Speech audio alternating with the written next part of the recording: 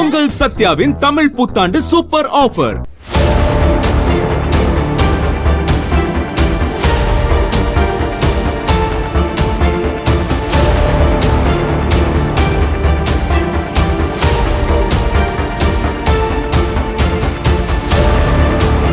வளைகுடா பிராந்தியத்தில் அமெரிக்காவுக்கும் ஈரானுக்கும் இடையிலான மோதல் கிளைமேக்ஸ் கட்டத்தை எட்டியுள்ளது. இரண்டு தரப்பிற்கும் இடையேயான பேச்சுவார்த்தை தோல்வியில் முடிந்துள்ள நிலையில் மறுபுறம் ரஷ்ய அதிபர் விளாடிமிர் புதின் இதில் உள்ளே நுழைந்திருக்கிறார். இதனால் நிலைமை மேலும் மோசமாகுமோ என அஞ்சப்படுகிறது. அமெரிக்காவுக்கும் ஈரானுக்கும் இடையே பாகிஸ்தானில் நடந்த பேச்சுவார்த்தை தோல்வியில் முடிந்திருக்கிறது. சுமார் 21 மணி நேரம் நடந்த இந்த பேச்சுவார்த்தையில் எந்தவித உடன்பாடும் எட்டப்படவில்லை. இதனால் மத்திய கிழக்கில் மீண்டும் ஒரு பதற்றமான சூழல் ஏற்பட்டுள்ளது. இந்த 21 மணி நேர பேச்சுவார்த்தை தோல்வியில் முடிந்துள்ள நிலையில் ரஷ்யா இதில் தலையிட்டுள்ளது. அந்த நாட்டின் அதிபர் புதின் தனது காய் நகர்த்தலை தொடங்கியுள்ளார். ஈரான் அதிபர் மசூத் பெசஸ்கியானோடு தொடர்பு கொண்டு பேசிய புதின் மத்திய கிழக்கில் அமைதி நிலவ ரஷ்யா உதவ தயார் என தெரிவித்திருக்கிறார். போரை விடவும் ராஜதந்திர ரீதியாக இந்த பிரச்சினைக்கு முற்றுப்புள்ளி வைக்க வேண்டும் என்பதுதான் புதினின் கருத்தாக உள்ளது. அமெரிக்காவின் பிடியிலிருந்து வளைகுடா நாடுகளை தனது பக்கம் ஈர்க்க ரஷ்யா இந்த வாய்ப்பை பயன்படுத்திக் கொள்ளும் என தெரிகிறது.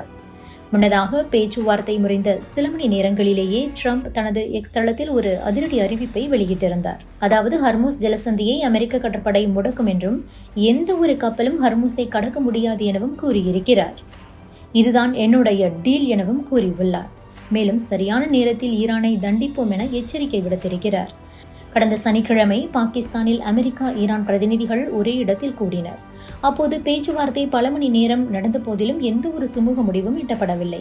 அமெரிக்கா சார்பில் பேச்சுவார்த்தையில் பங்கேற்ற துணை அதிபர் ஜே டி வான்ஸ் ஈரான் அணு ஆயுதம் தயாரிக்க மாட்டோம் என உறுதியளிக்க வேண்டும் என்ற ஒரு நிபந்தனையை விதித்தார்.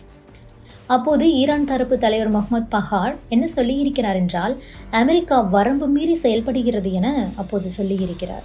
மேலும் தாங்கள் அணு ஆயுதம் தயாரிக்கவில்லை என்றும் அமைதியான அணுசக்தி தொழில்நுட்பத்தை பயன்படுத்த தங்களுக்கு முழு உரிமை உண்டு என வாதாடியிருக்கிறார்.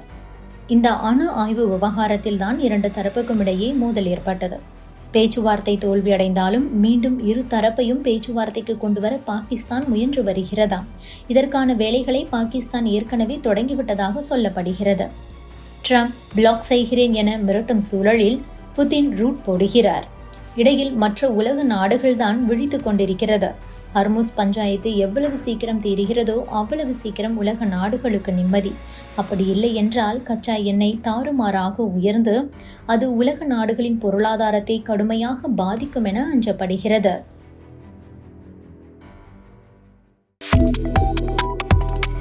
Subscribe to One India and never miss an update.